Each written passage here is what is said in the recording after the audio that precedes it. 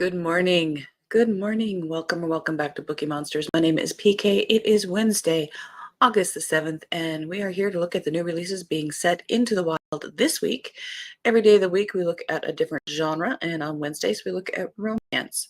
On Mondays, we look at cozy mysteries. On Tuesdays, we look at mysteries and thrillers. Wednesdays, like today, romance. Tomorrow, Thursday, we will be looking at fantasy and science fiction.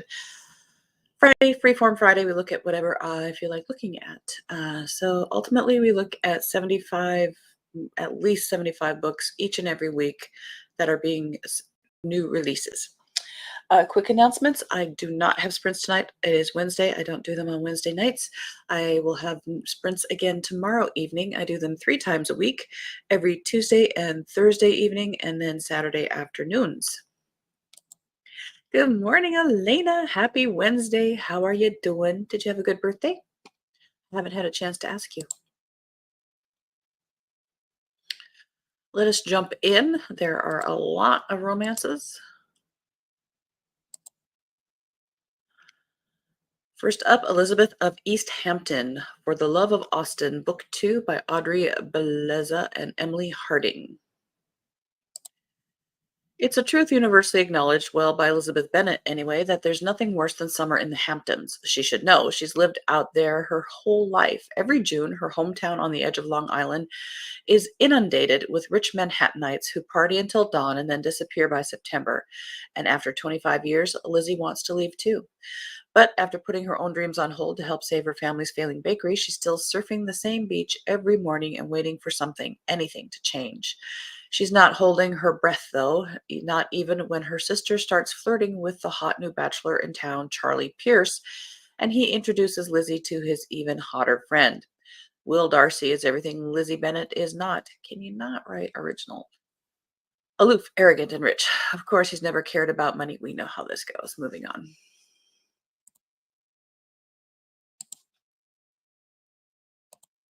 Want to write a story, be original.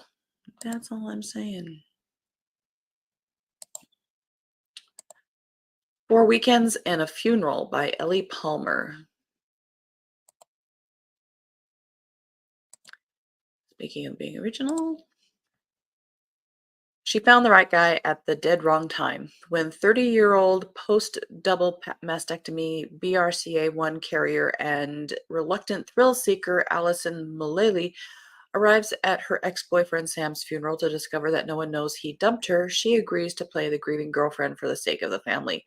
Little did she know this meant packing up Sam's apartment with his prickly best friend Adam Berg. After all, it'll only take 4 weekends. But Adam doesn't want Allison anywhere near him. Forced to spend long hours with the grump and his monosyllabic demeanor, Allison decides to put her people-pleasing skills to the test. She will make him like her. And after awkward excuse me family affairs and packing up dilemmas, the two form a tenuous friendship. If friendship means incredible chemistry and sexual tension, can Allison come clean and finally embrace the life and love she's always wanted, or will her little white lie get in the way of her new unexpected romance?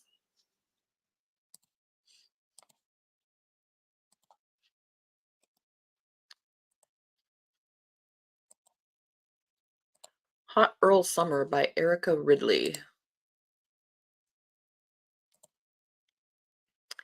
5th in the Wild Winchesters series.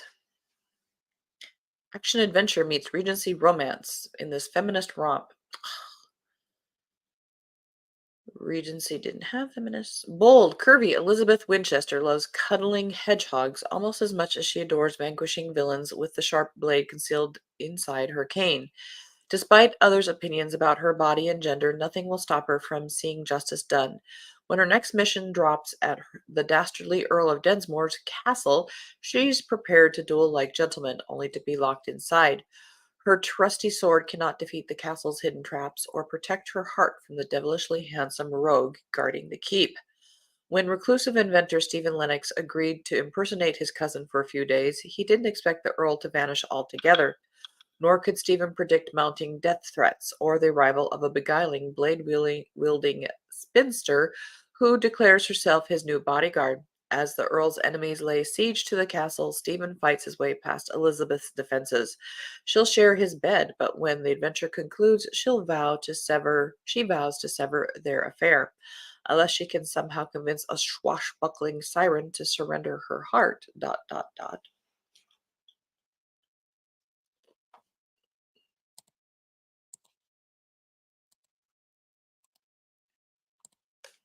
Love Lessons by Sydney Halston.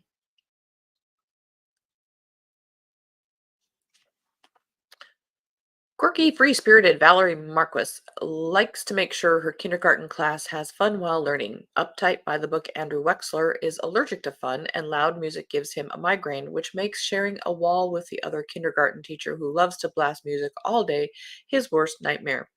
But during the end of the school year party, their shared tension morphs into a night of wild sex. What neither expected was a surprise consequence of that night, a baby. And if sharing a wall with her nemesis was hard, sharing a classroom with him while she's feeling hormonal and hungry is much harder. Turns out that co teaching isn't the hardest thing they'll have to overcome. Trying not to fall in love with her baby daddy is much harder.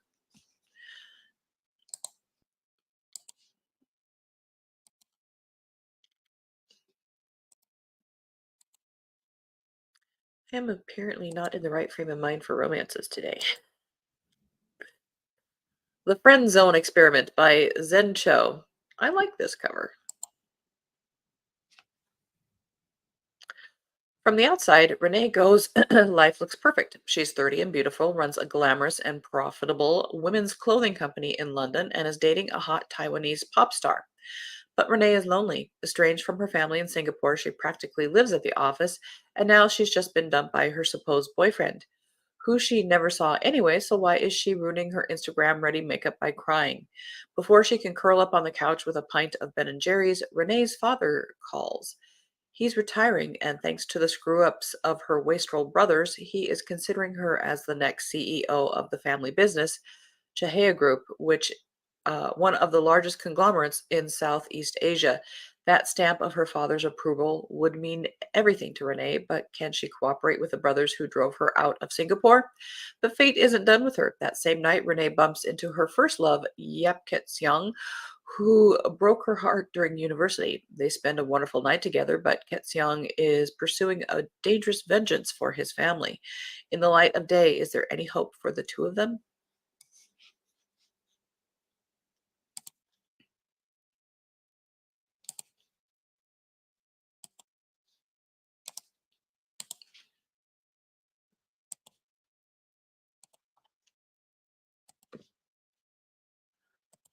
Witty in Pink by Erica George. Keep your friends close, keep your nemesis closer. After nearly 5 years of avoiding him, Briggs Goswick may have appeared at my feet on horseback like a handsome white knight, but in fact, he is a certified man-child. Briggs may be many things: a society darling, annoying, attractive, so unfair, an heir to an elite family, helpful, but after humiliating me at a ball several years ago, he is primarily my arch nemesis. His presence has made this summer go from bad to complicated. I have the weight of saving my family's name and finances solely on my shoulders, while I endure an endless parade of dreary balls and insufferable suitors to make a favorable match. But I have another idea, a business venture to save my family. All I need are investors. And as for Briggs, he is hiding a secret as well. He's flat broke. Now, the person I loathe the most in the world is just as trapped as I am, both penniless, and our households depend on us to save them. And I think I know how. All I have to do is play nice with the very devil I've sworn to hate. His society connections can boost me from near obscurity to help me win over investors for my business, and perhaps I can help him woo an aloof heiress with deep pockets. It's a long shot. It might even work, but do I want it to?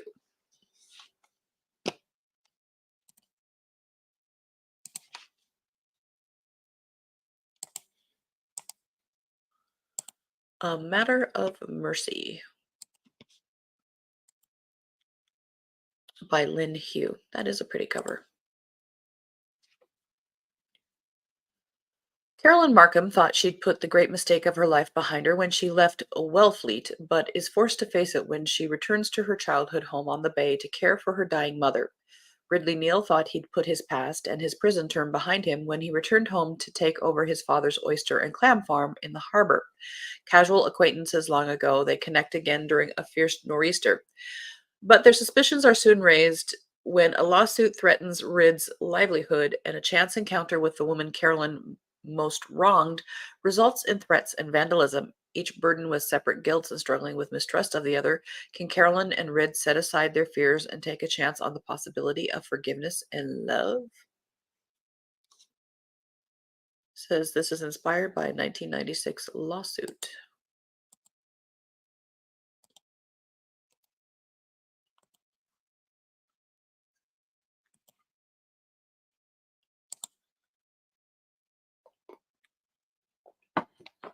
Behind Every Good Man by Sarah Goodman Confino. It's a doozy of a bad day for Beverly Diamond when she catches her husband, Larry, in a compromising position with his secretary. What's a DC suburban wife to do with a soon to be ex, two young kids, and no degree or financial support in 1962? Beat the louse at his own game, that's what. Larry runs the Maryland senatorial campaign for the incumbent candidate projected to win against his younger underdog opponent Michael Landau. But Beverly has the pluck, political savvy, and sheer drive to push Landau's campaign in a successful new direction, even if he already has a campaign manager who is less than pleased she has inserted herself into the race. Now it's rival against rival. She and Michael do make a great team, maybe in more ways than one. But with the election heating up, she needs to focus on one thing at a time. If Bev can convince Michael to go modern, pay attention to women's issues, and learn how to dress himself properly, maybe she can show Larry exactly how much he has underestimated her their entire marriage and make her own dreams come true in the process.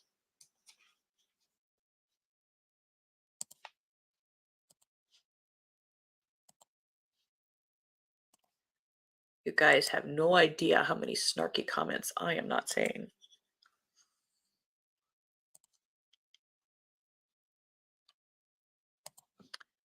Jenny Colgan has a new one. Close knit.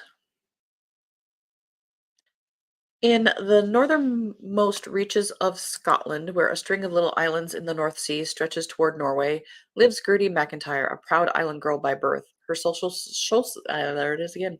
Social circle is small but tight. Family and friends, particularly the women in her knitting circle. In the whitewashed cottages of their hometown, everyone knows everyone, and the ladies of the knitting circle know more than most. In a place of long dark winters and geographic isolation, the knitting circle is a precious source of gossip, home, laughter, and comfort for them all. And while she knits, Gertie's busily plotting what to do with the rest of her life. When Gertie develops a crush on Callum Frost, who owns the local airline, she dares herself to take a job as an air stewardess on the little plane that serves the local islands. Terrifying at first, the 16-seat puddle jumper also offers the first taste of real freedom she's ever known. Will Gertie's future lie in the skies, or will she need to go further afield to find the adventure she craves?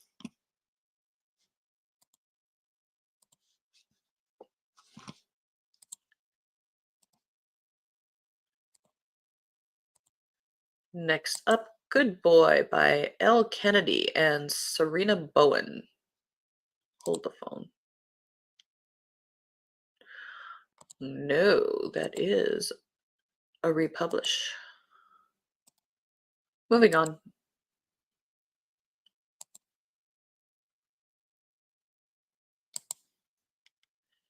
It's All Relative by Rachel McGee. Shakespeare's famous comedy A Midsummer Night's Dream gets a modern retelling. Helena's a fly by the seat of her pants kind of girl. Amelia's got her perfect life planned down to the minute. How will they ever get through their parents' wedding, let alone a life as stepsisters, without ripping each other apart? 27-year-old Helena Crosby is over her mom Nora's wedding, and it hasn't even happened yet. For months, Helena's been dreading the day she and Nora would become part of the Perfects, aka the Maddox family, led by oldest perfect daughter Amelia, her complete opposite in every way. Amelia owns a house, runs her father's architecture firm, and is engaged to her also perfect and dreamy fiance Gage, all before the age of 30. Helena has no idea how she's going to fit into this family with their fancy traditions and strict timetables. Thankfully, her best friend Landon is joining the festivities as her emotional support plus one, and the perfect buffer between her and her new family. Amelia Maddox has spent months planning the perfect wedding week for her dad, Steve, and his bride to be, Nora. She's planned for every consistency, except for her new free spirited stepsister's deadly shellfish allergy, her brother's insistence on blowing up his life, and an unexpected guest on Helena's arm. A guest she hasn't seen in years, a guest who held her heart years before her fiance Gage ever did, her ex Landon Blake. She's not going to be thrown by Landon's deep blue eyes and sun-bronzed forearms and the way he makes her feel all warm and cozy like she's come home to herself. Nope, she has duties to attend to, being the best daughter, sister, fiance, boss, and wedding coordinator. And she's going to bring her eldest daughter energy to it all and push down those inconvenient feelings no matter what. Through a whirlwind week of wedding activities and a few near disasters, both Amelia and Helena realize that sometimes the blueprints for the perfect family and relationships look better on paper than in real life, and that family isn't only made of the people you're born with. Family is also made of the people we choose over and over again.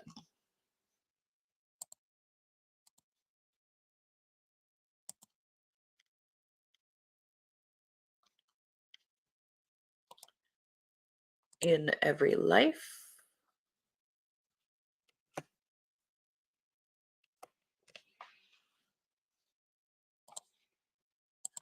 by Rhea Fry.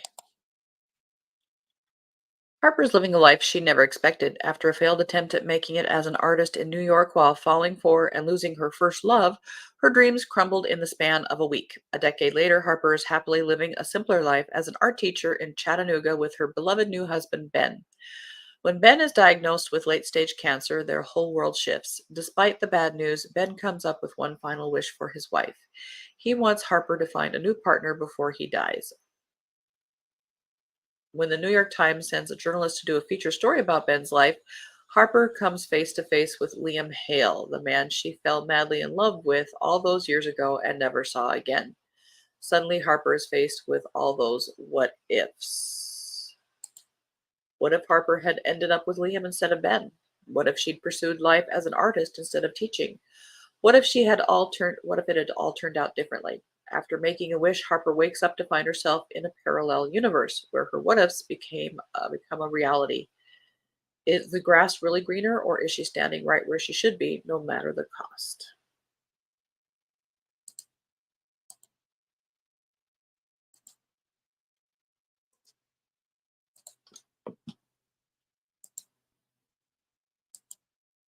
Oh, good.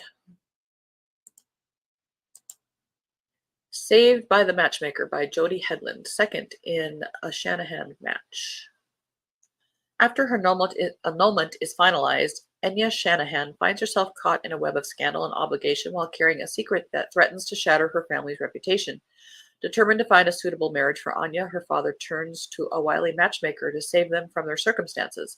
Sullivan O'Brien, a steamboat captain committed to aiding enslaved people on their path to freedom, is faced with an ultimatum from his father to marry or lose his livelihood. A marriage of convenience seems to be the only solution.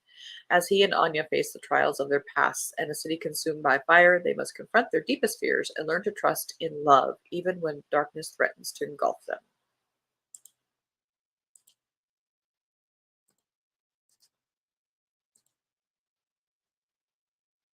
Second Tides the Charm by Chandra Bloomberg.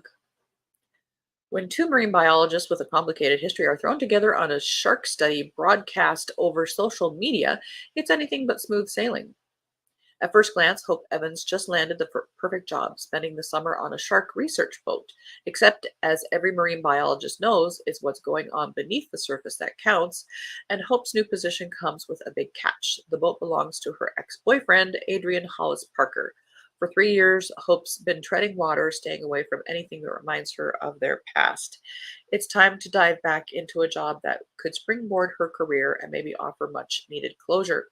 Since their split, Adrian has risen to internet fame as a shark expert with the launch of his YouTube channel to dispel myths and educate viewers about sharks.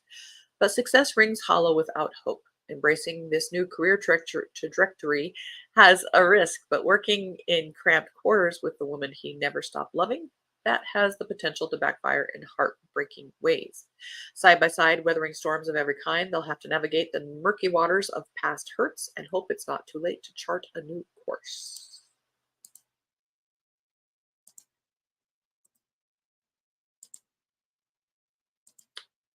The Great Dating Fake Off by Livy Hart. Nora D'Amato would do almost anything for her best friend. Pretend she's smitten with him to get his overly invested Italian family off his back? Absolutely. Attend a wedding for said overbearing family? Bring it. Spend the next 6 days at a posh resort watching the bride and groom's family hate on each other? Pass the popcorn. There's only one tiny little hiccup. Nora's crush, and the object of some very inappropriate thoughts, is here too, and looking so delectable that she could spoon him faster than stracciatella gelato in a heat wave. But Sebastian Rossi isn't available officially. He's here with his fake wedding date. He owes her big time for keeping an eye on his Nana while he's away months at a time for work. A week in the Adirondacks is a piece of overly frosted cake. Besides, it's not as though he can have a real relationship when he's constantly on the move. Definitely not with the cute bookstore manager he can't stop thinking about. And a wedding war zone with two feuding families is not the time and place for flirting or sexy sneak-arounds. Everyone is watching, whether it's during the pickleball tournament, the angry patriarch showdowns, or even the bull riding bachelorette party. This wedding is one slipped facade away from catastrophe. And if Nora and Sebastian can't keep to their own sides of the aisle, they risk exposing the very secrets they've sworn to protect. One more, one more.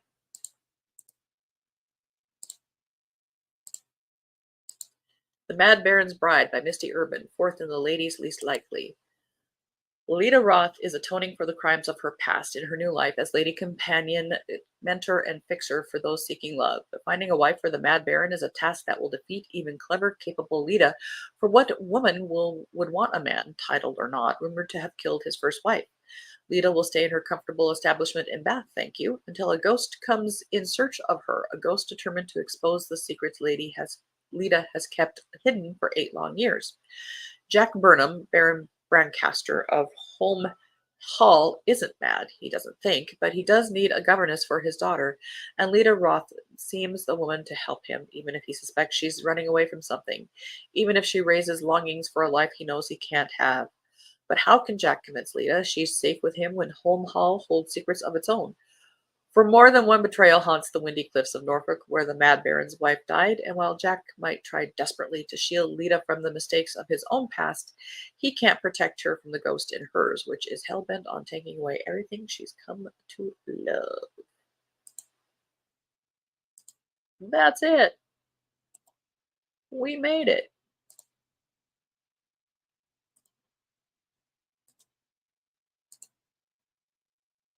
All right. Thank you guys very, very much.